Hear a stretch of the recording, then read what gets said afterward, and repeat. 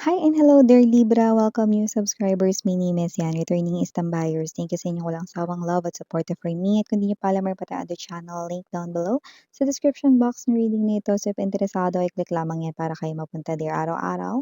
Kaya pwede kayo roon na manood no, dahil araw-araw nag-upload tayo ng collective readings for all signs there. At yun nga, wala tayong gender dito, babae, lalaki, LGBT, lahat eh welcome. Pwede rin pong i-switch yung mga roles dahil possible magkapalit-palit yan kasi general reading ito. And at the end of the day, lahat ay may free will na free nyong gamitin anytime, anywhere. So, cross-watchers ni Libra or may Libra placements sa natal/birth chart, welcome din po kayo. So, let's go ahead and check these messages right here for you, Libra. What this Libra needs to know, can you please show me? Libra. Mga mensahe for Libra, please.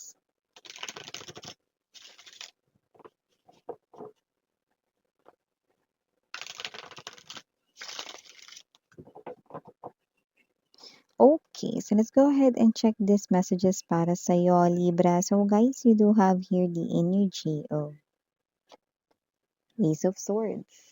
Could be dealing with Aries but doesn't have to be. Pero maaaring may energy rito na yung iba sa inyo high chance kakausapin kayo rito ng katrabaho.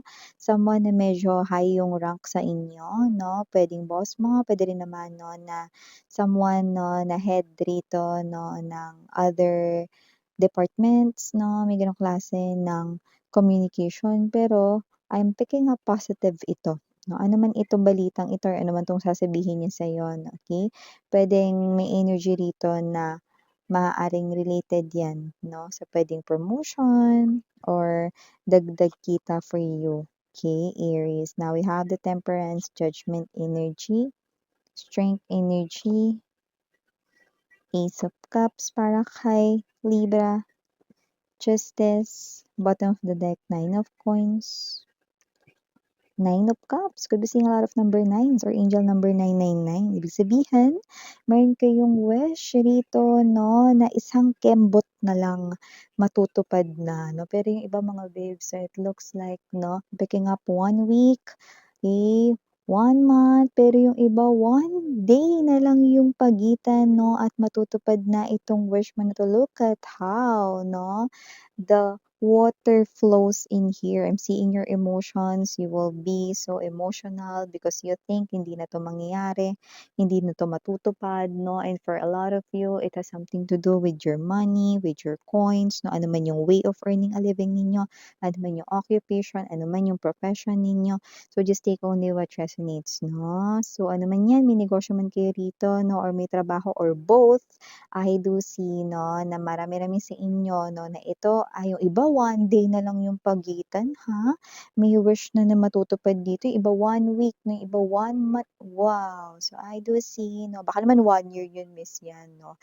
Ay naku mga babes, hindi ko nakikitang ganun pa katagal, no, ano man yung wish nyo na yan, no, na related sa pera ninyo, no, mangyayari na itechiwa, yan, no? So, maliban dyan, Libra, nakakuha rin tayo dito ng energy that with the Ace of Swords and the Strength card, Ace of Cups, someone here, no, medyo dinadaga siya. Kinakabahan at nahihiya na lumapit sa'yo. Pero wag ka, lumalabas siya rito, siya ang destiny mo. A little shy, a little quiet, but someone who's romantic and very gentle. Wala tayong gender dito, babae, lalaki, LGBT. I do see that whoever it is coming forth towards you, babe, this is the person here, no, destined for you, no? Timplado ng ating number 1 bartender sa universe. At nakikita ko rito na maraming mga pagbabago ang makikita mo rito. Unang-una, sa mga kilos mo, sa behavior mo, sa attitude mo, no? At maaaring nakikita ko rito, yung iba parang matatanggal rito yung parang pagiging mahiyain ninyo. Yung iba naman dito, maaaring mas mag-improve pa kayo sa inyong physical appearance. So, definitely nakikita natin dito, no, na good influence itong person na to. And your love story will unfold slowly but surely. And at the same time, steady. So, yun ang nakikita natin dito 'no. So, ito na talaga yung energy na masasabi mo sa sarili mo 'no, na ready na ako na mag-asawa. Yun 'no, ibig sabihin mga babes 'no, nakikita or makikita mo ang tao na 'to 'no, hindi lang pang casual fling, hindi lang boyfriend, girlfriend, kundi makikita mo siya bilang lifetime companion, future spouse, because the justice is right here and I do see kung papansinin niyo pinagpalit ko 'to ng puwesto 'no, yeah, because kahit saan natin 'yan ilagay iisang tinutumbok na mensaheng 'yan. Yun 'no, kaya mga babes na maliban diyan Libra, we have here the judgment and the justice. Mukhang may maka-karma rito, hindi naman ito ex mo lang, parang may actually meron ko unahin ko na yung specific message, Parang may kamag-anak ka ba dito or meron ka ba ditong parang by blood na parehas kayo ng dugong dumadaloy, basta pamilya or kamag-anak dito na parang hindi mo alam, pero parang feeling mo, tama yung hinala mo na siya yung, sangkot dun 'no, puwedeng panloloko rito in terms of money? Okey. So, parang wala ka namang napatunayan doon talaga, pero malakas yung hinala or kutob mo 'no, na siya yun, 'yan 'no. Maaaring ito rin kasi sa family ninyo yung hindi mo masyadong bet na kausap 'no, or parang 'pag nakikita mo 'tong kamag-anak mo na 'to parang bad trip ka kaagad sa kanya 'no. Yeah, because there's that negative energy, okey, na naggi-give out dito 'no, sa inyo ritong connection.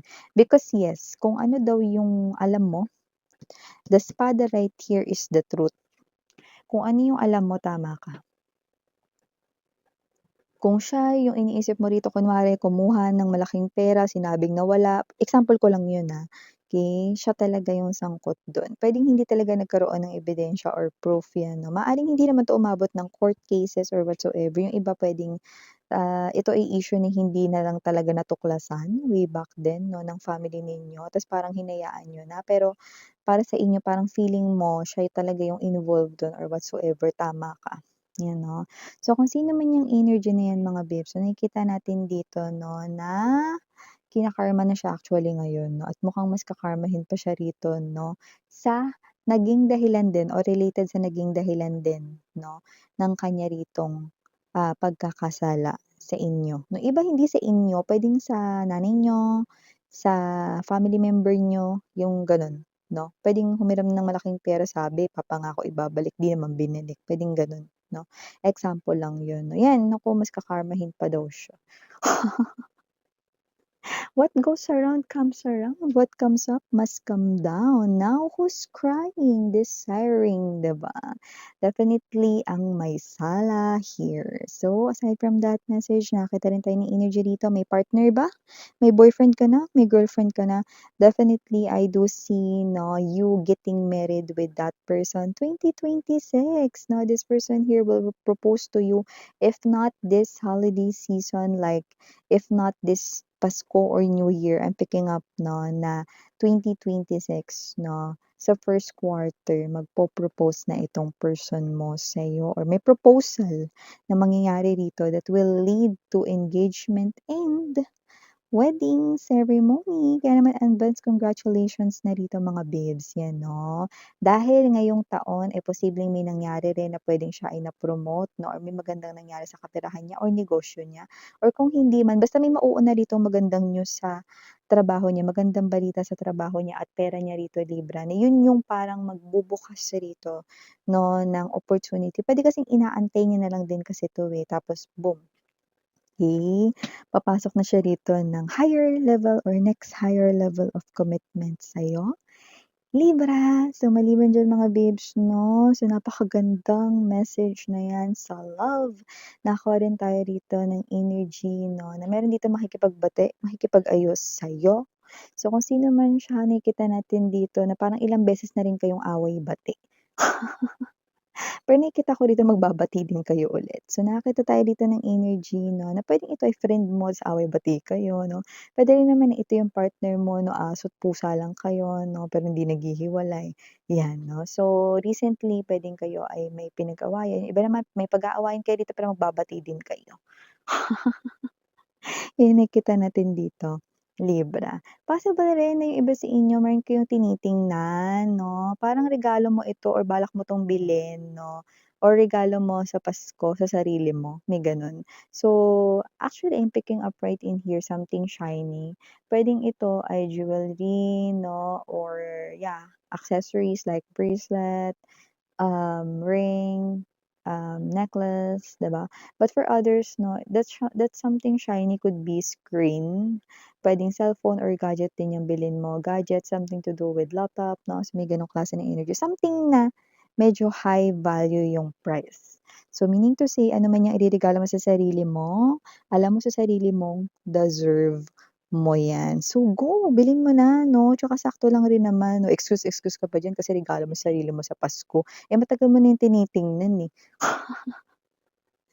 'Di ba Libra? Kita ko rito, eh. Yung iba nga tumambay pa yan ng matagal sa cart mo, eh, hindi mo naman inout-out, 'di ba? So, it's time 'no, bili mo na yan 'no, kasi deserve mo yan, okey? So, yeah, ito yung mga messages para sa'yo Libra. Maraming salamat sa oras mo. Mahal, and again, I'm Yuriana on me. Sarang iyo, love and light. Annyeong.